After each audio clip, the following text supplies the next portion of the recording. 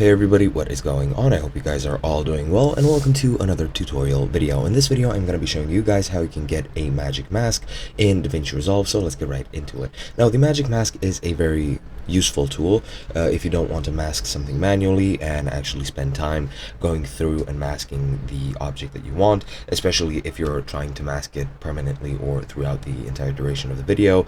You can use the magic mask to select the object and continue to change the mask and modify it depending on the object at hand, so that you don't have to manually drag the points over and remask every frame.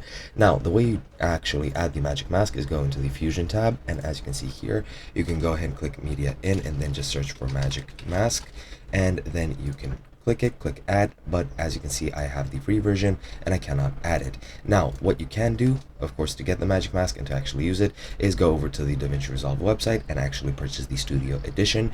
You'll just purchase the license, and then you can go ahead and download the Studio Edition so that you can actually start editing it in it and actually activate your account through there. Now, once you've done that, you can then just go into the Studio Edition and then do exactly the same thing I did previously. Search for the magic mask, just click add, and then you'll be able to use it. And the way you use it is you basically just, and let me just demonstrate with this polygon sort of well, tool, I guess you could call it.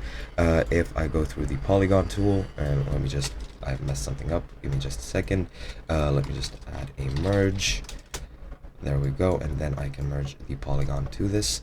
And now, as you can see, the way that you actually use the magic mask is you just drag around the sort of the core of the object that you want, like so, and then that's pretty much it. You just need to hold your mouse down and drag it around. The polygon needs to have several nodes, so I can't show it well in highest detail, but you can just select it like that and that'll automatically select, in this case, the horse. However, it might select some objects from the background, and you have a tool in the inspector to delete anything that was caught in the magic mask that you don't want in there.